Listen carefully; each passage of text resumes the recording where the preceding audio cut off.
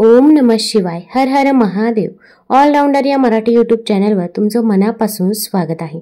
आज आहे श्रावण शुक्रवार आणि श्रावणी शुक्रवारी जिवतीची कथा ऐकली जाते. तसेच त्यासोबत जिवतीचे व्रत देखील केलं जातं. पूर्वी आषाढ संपताच देवघराच्या भिंतीवर जिवतीचा कागद चिटकवला जात असे. घरातील आत्या, मावशी, आई, आजी कापसाची वस्त्रे तयार करून त्याला हळद कुंकवाची बोटं लावून त्या माळा आणि गोडाधोडाचा नैवेद्य जिवतीला दाखवत असे. श्रावण शुक्रवारी सुवासिनीला हळद आणि कुंकू, ओटी भरणे तसेच जिवतीची आरती म्हणणे हे व्रत पूर्ण श्रावण मास पाळले जात असत व श्रावण अमावस्येला जिवतीचा कागद निर्माल्यात सोडून दिला जात असे. धार्मिक वातावरण असलेल्या प्रत्येक घरात हे चित्र दिसत असे. मात्र अलीकडे जिवतीचे पूजन का करतात याची पुरेशी माहिती नसल्याने ती प्रथा टाळली जाते. मात्र 10 रुपयांचा जिवतीचा कागद, कापसाची वस्त्र, गूळ खोबऱ्याचा नैवेद्य याहून अधिक जिवतीला काहीही लागत नाही. मात्र एवढे अल्प सेवेवर समाधान मानून ती भरभरून आशीर्वाद देऊन जाते. म्हणून तिचे व्रत. जिवती पूजनाबद्दल सविस्तर माहिती मी आज तुम्हाला या व्हिडिओमधून देणार आहे. तसेच याची कथा देखील सांगणार आहे. त्यामुळे व्हिडिओ शेवटपर्यंत जरूर बघा. तसेच चॅनलला लाईक करा, सबस्क्राईब करा आणि आपल्या मित्र परिवारासोबत जरूर शेअर करा. शेजारील नोटिफिकेशन बेल देखील प्रेस करा, जेणेकरून मी जेव्हा पण नवीन व्हिडिओ बनवेल तर तो व्हिडिओ तुम्हाला सर्वात अगोदर दिसेल. तर आता सर्वात प्रथम या जिवतीच्या फोटोची माहिती आपण बघूया. प्रथम भगवान नरसिंह. तर भगवान विष्णूंचा चौथा अवतार असलेले नरसिंह आपल्या बाळ भक्तासाठी प्रगट झाले. ही कथा आपल्या सर्वांना परिचयाची आहे. बाळ प्रल्हादाचे हिरण्यकशिपू पासून म्हणजेच दैत्यांपासून रक्षण करणे याच मूळ उद्देशाने भगवंताने हा अवतार धारण केला. बालकांचा रक्षक आणि बालभक्तासाठी अवतार धारण केलेली देवता म्हणून भगवान नरसिंह या प्रतिमेत पूजले जातात. म्हणजेच घरात ओढवणाऱ्या आपत्तीपासून नरसिंह बाळाचा बचाव करतात. जसे की उंचावरून पडणे, अन्नातून कधी विषबाधा होणे, आगीपासून होणारी हानी इत्यादी. त्यानंतर येतात कालियामर्दन करणारा श्रीकृष्ण. यातील नाग आणि गोपाळ कृष्ण दोन्ही पण श्रावणातील आराध्य दैवत. मग नाग प्रतिमा वेगळी आणि कृष्ण प्रतिमा वेगळी न देता कालियामर्दन करणारा श्रीकृष्णच का? आपण जर कालियामर्दन प्रसंगाचा विचार केला तर लक्षात येईल की या प्रसंगात कृष्ण आणि त्याचे मित्र खेळत असताना त्यांचा चेंडू यमुनेच्या डोहात गेला आणि कृष्णाने तो परत आणला. खेळणाऱ्या बागडणाऱ्या मुलांवर आलेला वाईट प्रसंग कृष्णाने दूर केला. तसेच कालियाला न मारता त्यालाही अभय देऊन दूर जाण्याचा आदेश दिला. नाग हा सरपटणाऱ्या प्राण्यांमध्ये मुख्य, पण सरपटणाऱ्या प्राण्यांपासून वाचवणारा तसेच महत्वाच्या प्राण्यांना अभय देणारा. खेळत बागडत असताना बालकांवर आलेल्या वाईट प्रसंगातून वाचवणारा कृष्ण येथे कालियामर्दन रूपात पूजला जातो. म्हणजेच कालियामर्दन करणारा कृष्ण बाहेरच्या आपत्तीपासून रक्षण करतो. जसे की खेळताना येणाऱ्या आपत्ती, पाण्यापासूनचे संकट, सरपटणाऱ्या प्राण्यांचे भय इत्यादी पासून बचाव करतात. घरात आणि घराबाहेर बाळांवर येणाऱ्या संकटांपासून हे दोन्ही देव बालकांचे रक्षण करतात. म्हणून जिवती प्रतिमेत त्यांचे स्थान आहे. त्यानंतर आहे जरा आणि जिवंतिका. जिवंतिकेचा अर्थ होतो दीर्घायू प्रदान करणारी. बालकाच्या दीर्घायुष्याची कामना करून या देवीची पूजा करतात. ही देवी पाळण्यात व आजूबाजूनी बालकांना खेळवत असल्याच्या रूपात दाखवतात. प्रतिमेत सगळ्यात शेवटी येतात बुध व बृहस्पती. बुध ग्रह हत्तीवर बसलेला असून हाती अंकुश धारण करतो, तर बृहस्पती म्हणजेच गुरु वाघावर बसलेला आणि हातात चाबूक घेतलेला दाखवतात. बुधाच्या प्रभावाने जातकाला अलौकिक बुद्धिमत्ता, आकर्षक व्यक्तिमत्व इत्यादी गुण प्राप्त होतात. तर बृहस्पतीच्या प्रभावाने शैक्षणिक प्रगती, आध्यात्मिक उन्नती, विवेकबुद्धी जागृत होते. बुधाचं वाहन हत्ती. हत्ती हे उन्मत्तेचं प्रतीक आहे. मानवी मनाला येणारी उन्मत्ता आपल्या बुद्धिमत्तेने व्यक्तित्वाचा अंकुश घालून आवर घालावा हे बुध प्रतिमेवरून लक्षात येतं. बृहस्पतीचं वाहन वाघ हे अहंकाराचं प्रतीक आहे.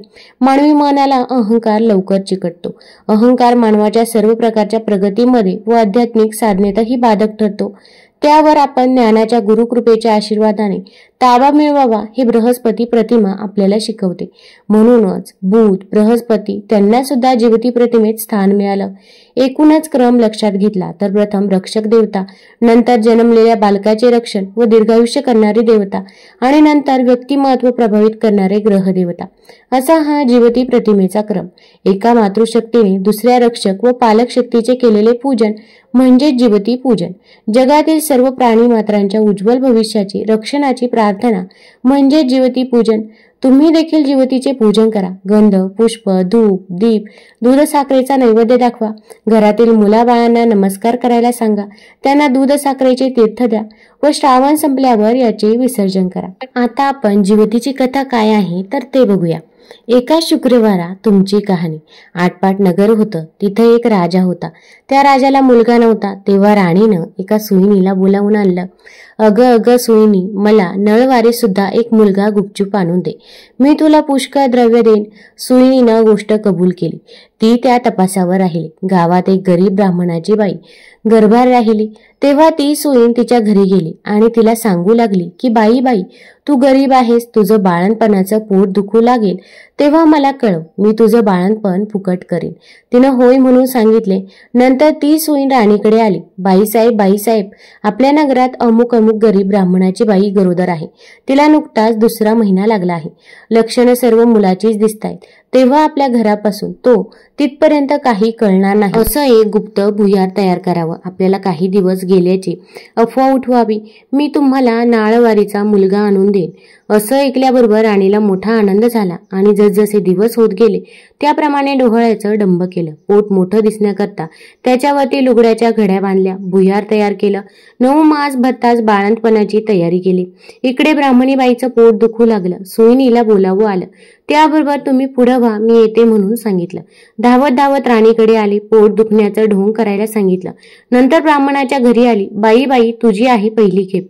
डोळे बांधलेस तर भिणार नाहीस, नाही बांधलेस तर भय वाटेल असं सांगून तिचे डोळे बांधले. ती बाळण झाली. मुलगा झाला. सुईणीनं एका दासीकडून भुयाराच्या वाटेनं मुलगा राणीकडे पाठवला व तिने एक वरवंटा घेऊन त्यास एक कुचा बांधला आणि तिच्या पुढे ठेवला. मग बाईचे डोळे सोडले. तिला वरवंटाच झाला असं सांगू लागली. तिनं नशिबाला बोल लावले. मनामध्ये दुःखी झाली. सुईण निघून राजवाड्यात गेली.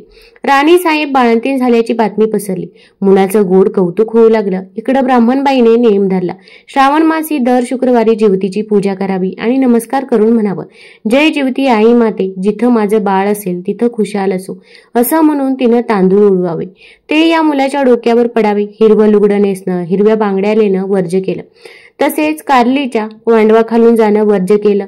तांदूळाचं धुणं ओलांडणं बंद केलं. याप्रमाणे ती नेहमी वागू लागली. इकडे राजपुत्र मोठा झाला. एके दिवशी बाहेर फिरायला निघाला. त्या दिवशी ती न्हाऊन आपल्या अंगणात राळी राखीत बसली होती. तेव्हा याची नजर तिच्यावर गेली. हा मोहित झाला व रात्री तिची भेट घ्यायची म्हणून निश्चय केला. रात्री तिच्या घरी आला. दारात गाय वासरू बांधली होती. चालता चालता राजाचा पाय वासराच्या शिपटावर पडला. वासराला वाचा फुटली. ते आपल्या आईला म्हणालं, कोण्या पाप्यानं माझ्या शिपटावर पाय दिला? तेव्हा ती म्हणाली, जो आपल्या आईकडे जाण्यास भीत नाही तो तुझ्या शिपटावर पाय द्यायला का भील? हे ऐकून राजा मागे परतला आणि घरी येऊन आपल्या आईपासून काशीत जाण्याची परवानगी घेतली. काशीत जाऊ लागला. जाता जाता एका ब्राह्मणाच्या इथे उतरला. त्या ब्राह्मणाला पुष्कळ मुलं होत होती, पण ती 5वी 6वीच्या दिवशी जात असत. राजा आला त्या दिवशी चमत्कार झाला. 5वीचा दिवस होता. राजा दारात निजला होता. 6वी आई आली. रात्री आली आणि म्हणू लागली, कोण ग मेलं, वाटेत पसरलं आहे? जिवती उत्तर करते, अगं माझं ते नवसाचं बाळ निजलं आहे. मी काही त्याला ओलांडू देणार नाही.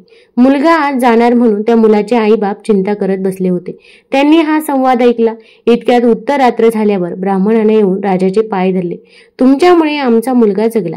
आजचे दिवस मुक्काम करा अशी विनंती केली. राजाने ती मान्य केली. त्याही रात्री याप्रमाणे प्रकार झाला. दुसरे दिवशी राजा चालता झाला. इकडे यांचा मुलगा वाढता झाला. पुढे काशीत गेल्यावर यात्रा केली. गयावर्जनाची वेळ आली. पिंड देते वेळी ते घ्यायला 2 हात वर आले. असं होण्याचं कारण त्यानं ब्राह्मणांना विचारलं. ते म्हणाले, घरी जा, साऱ्या गावातल्या बायका पुरुषांना जेवायला बोलव, म्हणजे याचं कारण समजेल. मनाला मोठी चुटपुट लागली. घरी आला. मोठ्या थाटाचं मावत केलं. त्या दिवशी शुक्रवार होता. गावात ताकीद दिली, घरी कोणी चूल पेटू नये, सगळ्यांनी जेवायला यावं. ब्राह्मणीला मोठं संकट पडलं. राजाला निरोप धाडला, मला जिवतीचं व्रत आहे, माझे नेम पुष्कळ आहेत, ते पाळले तर जेवायला येईन. राजानं कबूल केलं. जिथं तांदूळाचं धुणं होतं ते काढून तिथं सारून त्यावरून ती आली.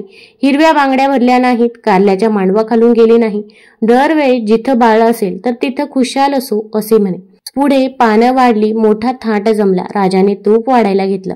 वाढता वाढता ही ज्या पंक्तीत बसली होती तिथं आला. तूप वाढू लागला. ईश्वरी चमत्कार झाला. बाईला प्रेम सुटून पानं फुटला. तिच्या स्तनांतून दुधाच्या धारा फुटल्या. त्या याच्या तोंडात उडाल्या. तो हातची तपेली ठेवून रुसून निजला, काही केल्या उठेना. तेव्हा आई गेली, त्याची समजूत करू लागली. तो म्हणाला, असं होण्याचं कारण काय? तिनं सांगितलं, ती तुझी खरी आई, मी तुझी मानलेली आई, असं सांगून सर्व हकीकत सांगितली. नंतर भोजनाचा समारंभ झाला. पुढं त्यानं आपल्या आई बाबास राजवाड्यानजीक मोठा वाडा बांधून देऊन त्यासुद्धा आपण राज्य करू लागला. तर जशी जिवती तिला प्रसन्न झाली तशी तुम्हा आम्हा हो. ही 60 उत्तराची कहाणी 5 उत्तरी सफल संपूर्ण हो. ही कहाणी आवडली असेल तर आपल्या मित्रपरिवारासोबत जरूर शेअर करा. चॅनलला लाईक करा, सबस्क्राईब करा. धन्यवाद.